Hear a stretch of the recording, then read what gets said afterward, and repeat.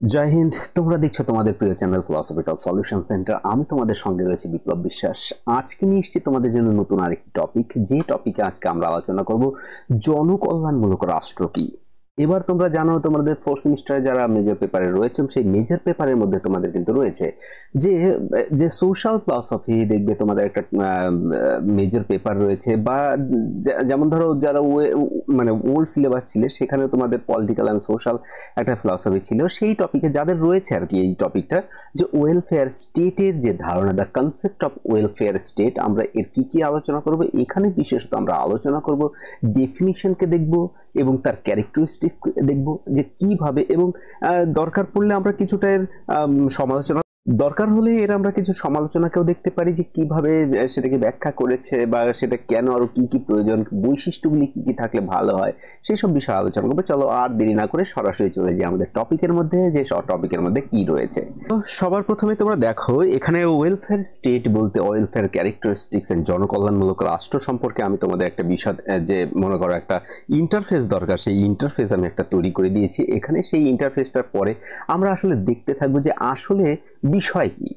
যেমন ওয়েলফেয়ার স্টেটকে যদি আমাদের ব্যাখ্যা করতে হয়, তার সবার প্রথমে আমাদের রাষ্ট্র সম্পর্কে জানতে হয়, কিন্তু তার জন্য একটা ভূমিকাও প্রয়োজন। তাই ভূমিকা হিসেবে আমরা কেমন বলতে পারি যে মানুষের যে বিকাশ ও উন্নয়নের যতগুলি সংস্থায় এখনো পর্যন্ত কিন্তু আমাদের দেখো আমাদের এই সমাজে তৈরি হয়েছে, তার মধ্যে গড়ে উঠেছে, তার মধ্যে কিন্তু একটা বিশেষ গুরুত্ব রয়েছে সেই রাষ্ট্রের।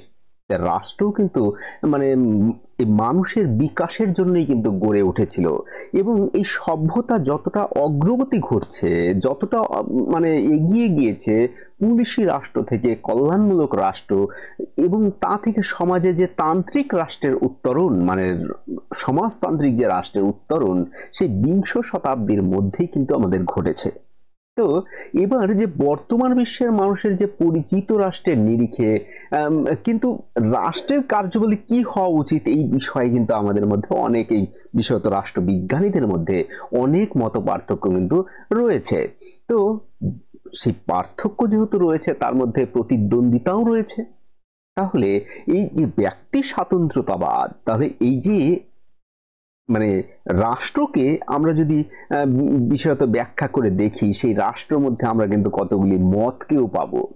যেমন ধরো যে মতটা কেমন হবে, সেই কিছুটা যে ব্যক্তি স্বাতন্ত্র্যতাবাদ বা সমাজতন্ত্রবাদ, এই যে যে মতবাদ, সেই মতবাদ আমরা এখানে যেমন দেখো তোমাদের যদি আমরা এরকম করে দেখাই, এরকম করে বলি, একটি রাষ্ট্র যে রয়েছে, সে রাষ্ট্র আসলে আমরা রাষ্ট্র বলতে কি বুঝি? একটি রাষ্ট্র একটি রাজনৈতিক সত্তা, যা একটি নির্দিষ্ট অঞ্চলের মধ্যে একটি জনসংখ্যাকে পরিচালিত করে, এটাকেই তো রাষ্ট্র বলে। তাই সেই জনকল্যাণমূলক রাষ্ট্র কেমন হবে? আর এই রাষ্ট্র দেখো আমি তোমাদের বললাম যে কল্যাণের জন্য, অর্থাৎ জীব সমাজের কল্যাণের জন্যই কিন্তু এই বিভিন্ন ধরনের প্রতিষ্ঠান বা বিভিন্ন ধরনের তত্ত্বের উন্মেষ ঘটেছে, তার মধ্যে রাষ্ট্র একটি। যেমন উদাহরণস্বরূপ আমরা মার্কিন যুক্তরাষ্ট্র, গ্রেট ব্রিটেন, নাইজেরিয়া, ইন্ডিয়াকে বলতে পারি। তাহলে এই যে যে রাষ্ট্র রয়েছে তার কিছু বৈশিষ্ট্য রয়েছে। যেমন বৈশিষ্ট্য এক, সার্বভৌমত্ব থাকতে হবে। দুই, একটা অঞ্চল থাকবে, নির্দিষ্ট একটা অঞ্চল থাকবে, সার্বভৌমত্ব থাকবে, এবং যে জনসংখ্যা, নির্দিষ্ট একটা জনসংখ্যা থাকবে, এবং সেখানে একটা সরকার থাকবে, মানুষ দ্বারা নির্বাচিত একটা সরকার গঠন করা হবে, এবং আন্তর্জাতিক যে সম্পর্ক, মানে ইন্টারন্যাশনাল রিলেশনশিপস। ঠিক আছে, এই ইন্টারন্যাশনাল রিলেশনশিপস, তাহলে এগুলো একটা বৈশিষ্ট্য। তাহলে দেখো এখানে বলা হয়েছে কিন্তু রাষ্ট্রের কি কার্যাবলী হওয়া উচিত, এ নিয়ে একটু অনেক সমস্যা রয়েছে, আমি একটু আগেও বলে দিলাম তোমাদের। তাই রাষ্ট্রবিজ্ঞানীদের মধ্যে এর মত পার্থক্য নেই, কিন্তু তিনটি প্রতিদ্বন্দ্বী মতবাদ কিন্তু উৎপন্ন হয়েছে। তার মধ্যে দেখো রাষ্ট্রকে যদি আমরা তিনটি প্রতিদ্বন্দ্বী মতবাদ, একটা ব্যক্তি স্বাতন্ত্র্যবাদ, একটা সমাজতন্ত্রবাদ, একটা কল্যাণমূলক রাষ্ট্র, এই যে ব্যক্তি স্বাতন্ত্র্যতাবাদ আর এই যে সমাজতন্ত্র, এর মধ্যবর্তী মতবাদ হচ্ছে আমাদের কল্যাণমূলক রাষ্ট্র, যা ব্যক্তি স্বাতন্ত্র্যতাবাদও নয়, যা সমাজতন্ত্রবাদও নয়। তাহলে ব্যক্তি স্বাতন্ত্র্যতাবাদ বলতে আমরা কি বুঝি? যা রাষ্ট্রের কার্যাবলীকে সংকীর্ণ গণ্ডির মধ্যে সীমাবদ্ধ রাখার পক্ষপাতী, তাকেই তো মানে ব্যক্তি স্বাতন্ত্র্যতাবাদ বলে। তা আমরা এগুলি কি করেছি, এগুলি একটা ভূমিকার মধ্যে রাখতে পারি। ঠিক আছে, আমাদের দরকার কি, এই কল্যাণমূলক কোথা থেকে দেখো এসছে, সেই বিষয় নিয়ে তোমাদের সঙ্গে আলোচনা চলছে। তার রাষ্ট্রের কার্যাবলীকে সংকীর্ণ গণ্ডির মধ্যে রাখা, ঠিক আছে, সীমাবদ্ধ রাখা, কোনো একটা যে মনে করো কোনো একটা ঘটনা সীমাবদ্ধতার মধ্যে রেখে তার পক্ষপাতী যারা, তারা ব্যক্তি স্বাতন্ত্র্যবাদী। আর সমাজতন্ত্রবাদ যা রাষ্ট্রের কার্যাবলীকে সমাজ জীবনের বিভিন্ন ক্ষেত্রে সম্প্রসারণের পক্ষপাতী, বিভিন্ন ক্ষেত্রে তার সম্প্রসারণের পক্ষপাতী, তাদের সমাজতন্ত্রবাদী বলা হয়। তাহলে এই দুটি মতবাদ কিন্তু একে অপরের একদম বিরোধী এবং কন্ট্রাডিক্টরি। তার মধ্যে জনকল্যাণমূলক রাষ্ট্র, জনকল্যাণমূলক রাষ্ট্রের উদ্দেশ্য কি? সাধারণত জনকল্যাণমূলক রাষ্ট্র বলতে বোঝায় এমন এক ধরনের রাষ্ট্র যে রাষ্ট্র জনগণের সার্বিক কল্যাণকে কি করে? সার্বিক কল্যাণকে নিশ্চিত করে। তাহলে যা সার্বিক কল্যাণকে নিশ্চিত করবে তাহলে সেটা আমাদের কি হবে? তাহলে সেটা আমাদের ওয়েলফেয়ার স্টেট হবে। তার রাষ্ট্রের কি পরিধি বা সীমা, সেই সম্পর্কে কল্যাণমূলক রাষ্ট্র একটি কিন্তু আমাদের কাছে কি নতুন ধারণা। তাহলে আমাদের কাছে যখন নতুন ধারণা, এটা কখন উঠে এসেছে? তাহলে বিংশ শতাব্দীর মধ্যভাগে এই ধরনের এক নতুন, ঊনবিংশ শতাব্দীর এই বিশেষত বিংশ শতাব্দীর মধ্যভাগে এই ধারণা একদিকে যেমন ঊনবিংশ শতাব্দীর নেতিবাচক রাষ্ট্র, পুলিশি রাষ্ট্র এইগুলি থেকে ভিন্ন, তেমনি সমাজতান্ত্রিক কমিউনিস্ট রাষ্ট্র থেকে কিন্তু এটা আমাদের ভিন্ন একটা বিষয়। তা দ্বিতীয় বিশ্বযুদ্ধের পর যখন পাশ্চাত্যে প্রায় সব ধনতান্ত্রিক রাষ্ট্রগুলি কল্যাণমূলক রাষ্ট্রে পরিণত হচ্ছিল, সেই ঊনবিংশ শতাব্দীতে ধনতন্ত্রের বিকাশের পর থেকে সমাজতন্ত্র যে পরিমাণ দারিদ্রতা, দুর্দশা ও আমাদের পাশাপাশি রাষ্ট্রের কার্যাবলী বা মানুষের শোষণ এই সময় বৃদ্ধি পেয়েছে কিনা, তাহলে এই সময় আমাদের রাষ্ট্রের কার্যাবলী সম্পর্কে মানুষের চিন্তাধারার কিন্তু কিছুটা পরিবর্তন এসেছে। তাহলে ঊনবিংশ শতাব্দীর যে ব্যক্তি, যে স্বতন্ত্রবাদী ব্যক্তি স্বাতন্ত্র্যবাদী দর্শন আধুনিক শিল্প ভিত্তিক সমাজের প্রয়োজন পূরণ করতে কিন্তু পারবে না। এটা ক্রমশ স্বাধীনতার দিকে কিন্তু কি হবে? লাভ করতে, যে রাষ্ট্রের শুরু যে নেতিবাচক যে নিয়ন্ত্রণ, সেই নিয়ন্ত্রণমূলক হতে পারে না। তাহলে এই জন্য আমাদের কি দরকার? এই জন্য আমাদের একটা কনসেপ্ট তখন উঠে এসছে যে কল্যাণমূলক রাষ্ট্র হওয়া চাই। কল্যাণমূলক রাষ্ট্র বলতে যে যা কল্যাণকর, অর্থাৎ যা মানুষের জন্য কাজ করবে, এমন ধারণা আমাদের একটা সুস্পষ্ট কি করে সুনির্দিষ্ট যে সংজ্ঞা, তাহলে সেটা নিয়ে অবশ্য মানুষের মতবিরোধ থাকার কথা। কারণ যে নানা কারণে সেই ফল যে কল্যাণমূলক রাষ্ট্রের যে ধারণা, তার জন্য কিন্তু সঠিক ধারণা বা নির্দিষ্ট সুনির্দিষ্টতা পাওয়া যাবে না। তাহলে এক্ষেত্রে আমরা যদি মনে করো ধরি যে রাষ্ট্র, আমাদের কল্যাণমূলক রাষ্ট্র বলতে আমরা তাহলে কি বুঝবো? তাহলে কল্যাণমূলক রাষ্ট্র দেখো শুধু বিংশ শতাব্দীতেই যে আলোচিত হয়েছে তা নয়, বিংশ শতাব্দীর পূর্বেও যে আইডিয়াল রাষ্ট্রের, সেটি কল্যাণমূলক রাষ্ট্র বলা হচ্ছে। তা আইডিয়াল রাষ্ট্রের একটা কিন্তু ধারণা কিন্তু আমরা গ্রিক দর্শনেও প্লেটোর থেকে পেয়েছি। তিনি বলছেন জনকল্যাণমূলক রাষ্ট্র হলো এমন একটি রাষ্ট্র যার উদ্দেশ্য হলো সকল নাগরিকের জন্য ন্যায় প্রতিষ্ঠা করা। দেখো প্লেটো, সক্রেটিস, প্লেটো, সেই সক্রেটিসের শিষ্য প্লেটো, তার শিষ্য অ্যারিস্টটল। তো এই যে ন্যায় প্রতিষ্ঠা, জাস্টিসের কনসেপ্ট, সেখান থেকে কিন্তু আমরা গ্রিক দর্শনেও পেয়েছি যে জনকল্যাণমূলক রাষ্ট্র সেটাকেই বলবো যে রাষ্ট্র নাগরিকদের জন্য ন্যায় প্রতিষ্ঠা করতে পারে। কি ন্যায় প্রতিষ্ঠা? যে justice, the justice is one kind of abstract things. এটা কিন্তু মনে রাখতে হবে, জাস্টিস এক ধরনের অ্যাবস্ট্রাক্ট, ওটাকে ধরা যায় না, ছোঁয়া যায় না। এর আগেও আমি হয়তো কোনো একটা জায়গায় বলে দিয়েছি এটা, যে লর মাধ্যমে জাস্টিস নির্ধারণ হয়। এবার দেখো তোমার কাছে জাস্টিস কি? যা ন্যায়পরায়ণ, যা সঠিক। কিন্তু জাস্টিস কিন্তু এরকম হয় না, জাস্টিস লর এভিডেন্সের উপরে কাজ করে। তাহলে এভিডেন্স তোমার যদি বিপক্ষে হয়, তুমি যদি কাজটা নাও করে থাকো, তবুও কিন্তু তোমার বিপক্ষে রায় হবে, তাহলে সেটা তোমার পানিশমেন্ট হবে, কিন্তু তুমি কিছুই করোনি, কিন্তু এভিডেন্স তোমার বিপক্ষে রয়েছে, এটাও কিন্তু জাস্টিস। ঠিক আছে, তো এখানে দেখো আরো কিছু আমরা সংজ্ঞাকে পাচ্ছি। টি.ডব্লিউ. কেন্ট বলেন, the welfare state is a state that provide for all citizens a wide range of social service. তাহলে ওয়াইড রেঞ্জে আমরা যখন সিটিজেন্সকে কি দিতে পারবো? সোশ্যাল সার্ভিসকে দিতে পারবো, প্রোভাইড করতে পারবো, তা সেটাই না হবে জনকল্যাণমূলক রাষ্ট্র। দেখো তাহলে প্রত্যেকটা বিষয় নিয়ে রাষ্ট্রবিজ্ঞানীদের মধ্যে, সমাজ দার্শনিকদের মধ্যে মতবিভেদ দেখা যাচ্ছে এখানে রাষ্ট্র কল্যাণমূলক রাষ্ট্রকে নিয়েও। কিন্তু এক্ষেত্রে তোমাদের বলি যে এই যে 1941 সালে, বিশেষত 1941 সালে আর্চ বিশপ উইলিয়াম টেম্পল যে রয়েছেন, তার প্রথম যে বই, তার বিখ্যাত একদম প্রখ্যাত এক বই দ্য সিটিজেন্স অ্যান্ড চার্চম্যান, সিটিজেন চার্চম্যান গ্রন্থে কিন্তু তিনি প্রথম কল্যাণমূলক রাষ্ট্র শব্দটিকে ব্যবহার করেছেন, দ্য ওয়েলফেয়ার স্টেট শব্দটিকে তিনি ব্যবহার করেছেন। তাহলে এই ওয়েলফেয়ার স্টেটকে যখন তিনি ব্যবহার করেছেন, তাহলে সেই শব্দটি কেন ব্যবহার করেছেন, তার প্রয়োগ অনুসারে তিনি রাষ্ট্র এবং আইনের শাসনের মধ্য দিয়ে অসহায়, অসুস্থ, দুর্বল, পঙ্গু এবং দরিদ্র মানুষকে সাহায্য করার কথাই কিন্তু কোথায় বলেছেন, জনকল্যাণমূলক রাষ্ট্রের মধ্যে তিনি বলেছেন। দেখো এখানে তিনি বলেই দিয়েছেন অলরেডি যে টেম্পল চার্চের মধ্যে যে শব্দটি, তার প্রয়োগ অনুসারে কি বলছে, দুর্বল এবং মানুষকে সাহায্য করে তাকেই কল্যাণমূলক রাষ্ট্র বলা হয়। তাহলে যদি কল্যাণমূলক রাষ্ট্র যদি তাকে বলা হয়, তা এখানে আমরা অনেক বিষয়কে দেখতে পারি। তা অনেক বিষয়কে দেখতে গিয়ে যে কল্যাণমূলক রাষ্ট্রের প্রত্যয়কে যদি প্রসারিত করতে পারি, বা এই যে কনসেপ্টকে যদি আমরা প্রসারিত হয়, সেক্ষেত্রে সংজ্ঞা সম্পর্কে কিন্তু বিভিন্নতা দেখা যায়, তাই না? তাহলে এর কারণ যে প্রথমে কল্যাণমূলক রাষ্ট্রের অর্থ ছিল দারিদ্র মানুষকে অন্তর্ভুক্ত করা, কারণ কাজগুলি শুধু সেবামূলক নয়, আইনমূলক বটে, কিন্তু এই যে এই প্রত্যয়ের ব্যাপকতা লাভের সঙ্গে সঙ্গে তার সংজ্ঞারও কিন্তু ভিন্ন মত আমরা দেখতে পারি। তাহলে তার এই সব সংজ্ঞার মধ্যে কয়েকজন খ্যাতিমান যে পণ্ডিতের সংজ্ঞা কিন্তু আমরা বিশ্লেষণ করে কিন্তু এখানে উপস্থাপন করতে পারি।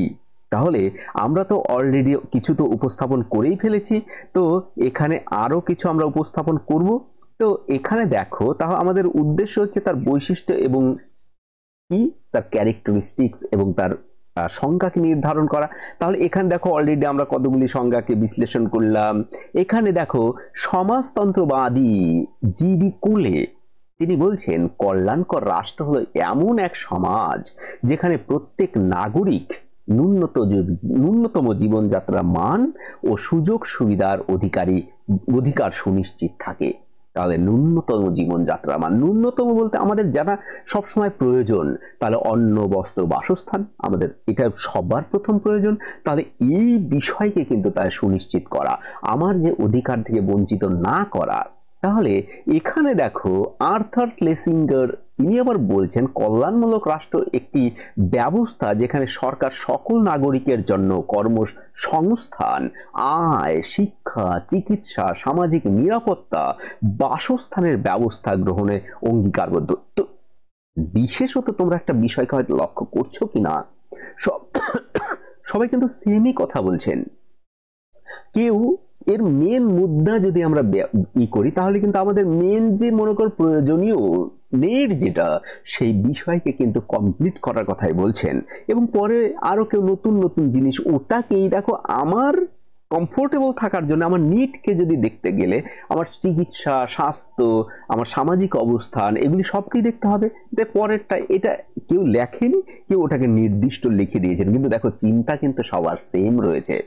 যে আদর্শ যেমন আমরা গান্ধীজির কনসেপ্টে পাই, রাম রাজ্যের কথা পাই। তা রাম রাজ্য কি?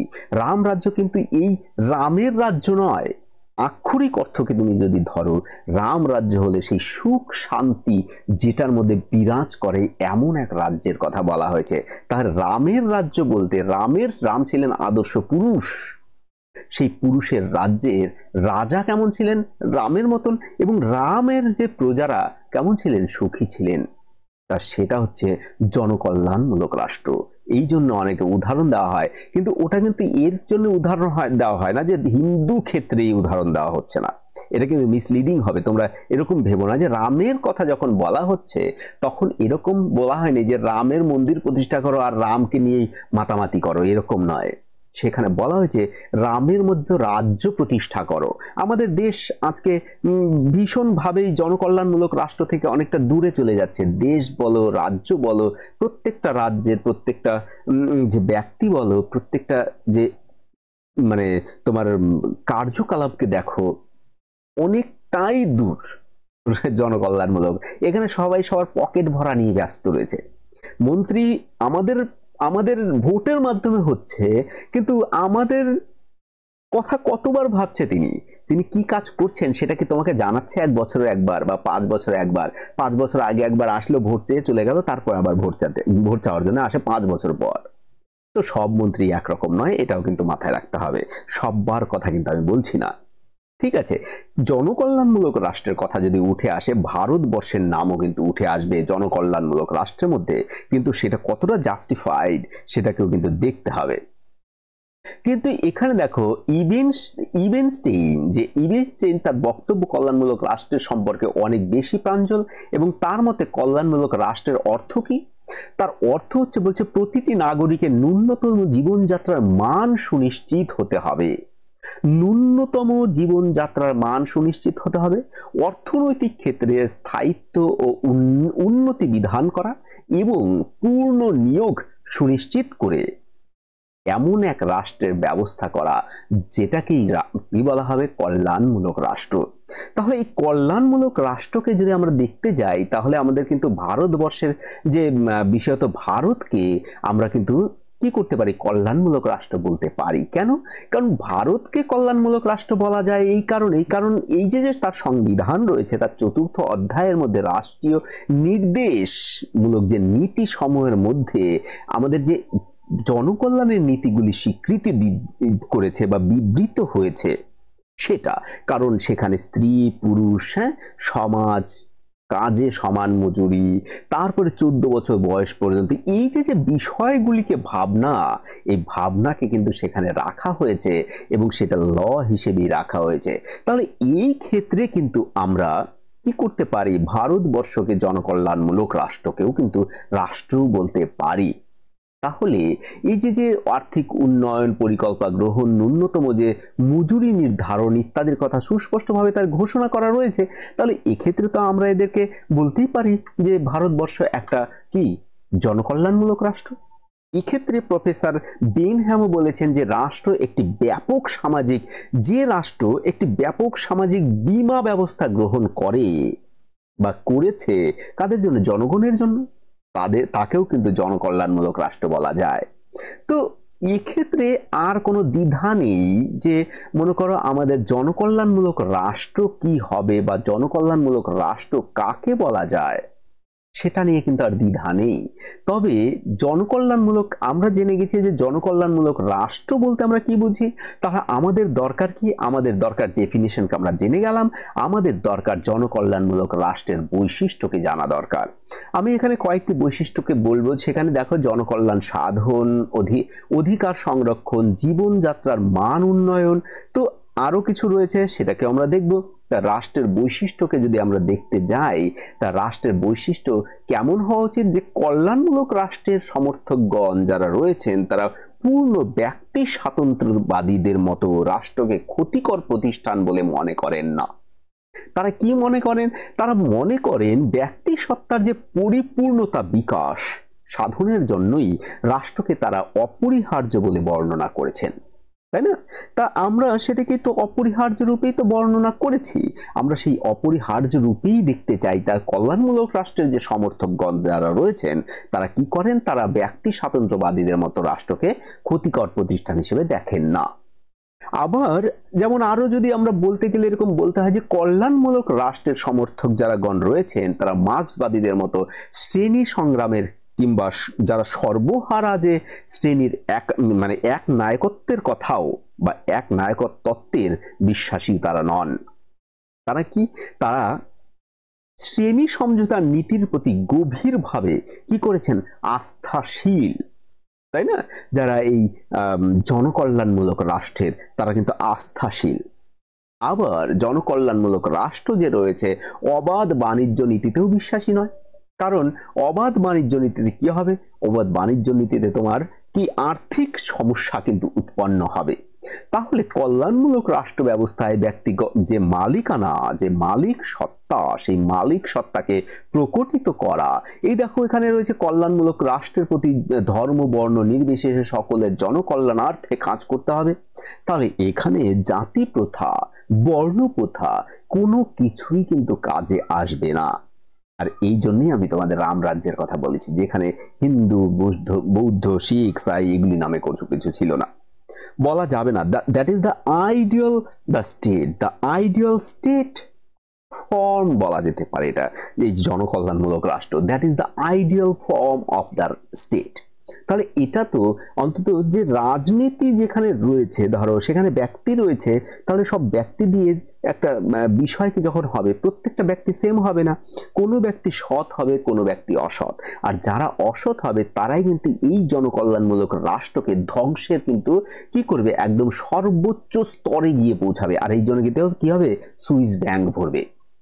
তো সুইস ব্যাংকের কথা যখন এলো, আমি একটা তোমাদের সঙ্গে স্ক্যামের কথা বলি। তোমরা যারা মনে করো এখনো ভিডিও দেখছো, তারা একটা কমসে কম লাইক করো, আর যদি ভালো না হয়, যদি ভিডিও কোথাও বুঝতে না পারো, তাহলে কমেন্ট করে জানাও। আর যদি তোমাদের দরকার হয় যে তোমরা কোন ভিডিওকে দেখতে চাও, সেটাও কমেন্ট করে দেখতে পারো, যে আমাদের এই টপিকটা লাগবে স্যার, এই টপিকটা দিন। আর সবশেষে বলতে হবে, নিজের প্রফিট দেখতে হবে ভাই। আবার যে তোমরা অন্তত কমসে কম প্রচুর সাপোর্ট করেছো, আরো সাপোর্ট করো, পাশে থেকো, সাবস্ক্রাইব করো, এবং সাবস্ক্রাইব করে বেল আইকনটা টিপে রাখো, যাতে আমি ভিডিও দিলে সঙ্গে সঙ্গে তোমাদের কাছে পৌঁছে যায়। কারণ তোমাদের জন্যই তো তৈরি করছি। আমি তো মনে করো সব যদি ওভারঅল চলে আমারই লাভ, কিন্তু ওভারঅল দেখতে গেলে তোমার জন্যই কাজ করা। কারণ তুমি যে নাই দেখো, তাহলে আমি কাজ করে আমার লাভ কি? ঠিক আছে, তাহলে এরপরে দেখো আমরা চলে যাই এবার এখানে, দেখো অধিকার সংরক্ষণ করা। তা জনকল্যাণমূলক রাষ্ট্র নাগরিকদের মৌলিক অধিকার সংরক্ষণ করে। মৌলিক অধিকার রয়েছে, যেমন তোমার কথা বলার অধিকার, তোমার এই যে আমাদের সংবিধানে যে অধিকার, দেখো একদম সেম ধর্ম বর্ণ নির্বিশেষ মৌলিক অধিকার, এগুলি আমাদের সংবিধানে রয়েছে। তাহলে আমাদের এটাকে কিন্তু কি বলা যেতে পারে, জনকল্যাণমূলক রাষ্ট্র বলা যেতে পারে। এই যে জীবনযাত্রার মান উন্নয়ন করা, তার কল্যাণমূলক রাষ্ট্র উৎপাদন বৃদ্ধি, দ্রব্যের দাম মান উন্নয়ন, নির্ধারণ, সরবরাহ, সুষ্ঠু বন্টন ইত্যাদির ব্যবস্থা করবে। এর মূল উদ্দেশ্য থেকে নাগরিকদের জীবনযাত্রার মান কি করবে, উন্নয়ন করবে, তাই না? তারপর রয়েছে নিরাপত্তা। এবার দেখো নিরাপত্তা বিষয়ে তোমাদের যদি বলতে হয়, আমাদের নাগরিকদের যে নিরাপত্তার দ্বারা জনকল্যাণমূলক রাষ্ট্র তার দায়িত্ব সম্পন্ন করবে। তার আমাদের নিরাপত্তা কারা দেবে, রাষ্ট্র দেবে।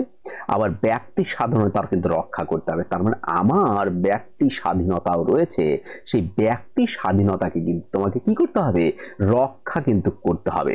তাহলে এই যে বৈশিষ্ট্যগুলি রয়েছে, সেই বৈশিষ্ট্যগুলিকে আমরা কিন্তু কি করতে পারি, আমরা এই বৈশিষ্ট্যগুলিকে চরম মূল্যায়ন ভাবে আমরা দেখতে পারি। কিন্তু এর বিপক্ষেও দুই একটা কথা না বললে হয় না, যে মানে এই মতাদর্শের দিক থেকে কল্যাণমূলক রাষ্ট্র যে রয়েছে, সেই কল্যাণমূলক রাষ্ট্রকে যদি মার্ক্সবাদী দৃষ্টিভঙ্গি থেকে যদি দেখি, জনকল্যাণমূলক রাষ্ট্রের ধারণা হলো একটি বুর্জোয়া ধারণা বলা চলে, এবং জনকল্যাণমূলক রাষ্ট্র হলো একটি বুর্জোয়া রাষ্ট্র। কারণ প্রতি রাষ্ট্রই তার শ্রেণী রাষ্ট্র, আর সমাজের যে রাষ্ট্র বা সমাজের মধ্যে অর্থনৈতিক দিক থেকে প্রভূতকারী, ঠিক আছে, প্রভূতকারী যে শ্রেণী নিজেদের স্বার্থ রক্ষার প্রয়োজনে রাষ্ট্রযন্ত্রকে যে কাজে লাগায়, তাই না? তাই ধনতন্ত্রের অস্তিত্ব টিকিয়ে রাখার জন্য আমরা কি করি, ধনতন্ত্রকে অস্তিত্ব টিকিয়ে রাখার জন্যই তো আমাদের বুর্জোয়া অর্থনীতিবিদদের যে কল্যাণমূলক রাষ্ট্রের তত্ত্ব, তারাই তো খাড়া করেছেন বা তারাই তো নিয়ে এসছেন। তো এক্ষেত্রে যে মতাদর্শের দিক থেকে কল্যাণমূলক রাষ্ট্রকে সমাজতন্ত্রের বিকল্প হিসেবে দাঁড় করানোর চেষ্টা করা, তাই না, এই দাঁড় করানোর চেষ্টাই তো আমরা করি। এক্ষেত্রে যে পরিমল ঘোষ, অধ্যাপক পরিমল ঘোষের কথা, খুব ওনার একটা কোটেশন খুব সুন্দর আমার মনে আসছে।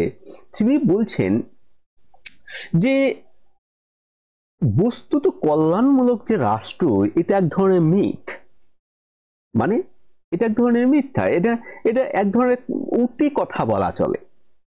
কারণ এই যুগের যে বুর্জোয়া রাষ্ট্রকেই মানে পরম আদর্শ রূপে উপস্থিত করা হয়েছে কল্যাণকর রাষ্ট্রের ধারণায়। কিন্তু অ্যাকচুয়ালি এই কারণেই মিথ বলছেন, কারণ বলছেন যে যে মানে বুর্জুয়া যে রাষ্ট্র, সেই রাষ্ট্রকেই পরম আদর্শ রূপে কিন্তু কল্যাণকর রাষ্ট্রের ধারণায় উপস্থিত করা হয়েছে। আমি তোমাদের যেটা প্রথমেই বললাম, আমাদের দেশকে, ভারতবর্ষকে কল্যাণমূলক রাষ্ট্র কিন্তু একদম স্ট্রাকচার ঠিক আছে, কিন্তু অ্যাপ্লিকেশন ঠিক নেই। তার মানে হাতির মতন, হাতির দাঁত আলাদা, খাওয়ার দাঁত আলাদা, আর দেখানোর দাঁত আলাদা। তার মানে আমাদেরটা সৌন্দর্য সাজিয়ে তোলা হয়েছে, কিন্তু ভেতরে জনকল্যাণমূলক রাষ্ট্রের যে স্ট্রাকচারকে ভেঙে দেওয়া হয়েছে, সেখানে কিন্তু এক নায়কতন্ত্রকেই চালানো হচ্ছে। তুমি দেখো, তুমি আমাদের ভারতবর্ষের বর্তমান পরিস্থিতি কেউ দেখতে পারো, মোটামুটি ধরো কয়েকজন মিলেই কিন্তু দেশের যে সংবিধানের বা ধরো দেশের তোমার কি কি করা হবে, দুই একজনের উপর নির্ভর করে সেটা। আজকে বলে দিল এটা হবে, তো হয়ে গেল। যেমন ধরো টাকার পরিবর্তন করা, একদম ভালো, আমি ভালো কাজ বলছি। ডিমনিটাইজেশন যখন হলো, আমি ওটাকে সাপোর্টও করছি, কিন্তু দেখো 31 তারিখ থেকে লাগু হবে। আচ্ছা ভাই, 31 তারিখ কে বললো? এটা কোনো ঘটনা নেই, কাউকে দেখা হলো, বেশিরভাগ মন্ত্রী সেটা জানেই না। বা আমাদের পশ্চিমবঙ্গের কিছু বিষয় দেখো, শিক্ষামন্ত্রী জানে না যে শিক্ষামন্ত্রী কি করতে হবে, সেটা জানে মুখ্যমন্ত্রী। আবার পুলিশের মন্ত্রী তো তিনি নিজেই ধরুন, এবার ধরো পূর্তমন্ত্রী, পূর্ত দপ্তরে কি ঘটনা ঘটবে সেটা পূর্ত দপ্তরের যে মন্ত্রী, সে হয়তো দেখা গেল সে কোনো প্রেস কনফারেন্স করতে পারছে না, ওটা প্রধান মুখ্যমন্ত্রী করবেন। তো এগুলি এক ধরনের যে বুর্জুয়াকে যে জনকল্যাণমূলক রাষ্ট্র তোমার জন্য করা হচ্ছে, তোমার জন্য করা হচ্ছে, বোঝানো হচ্ছে শুধু, আসলে ভেতরের যে প্রক্রিয়া সেটা আলাদা। তো ভিডিও আর বড় না করে ভিডিও এখানে শেষ করছি। ধন্যবাদ।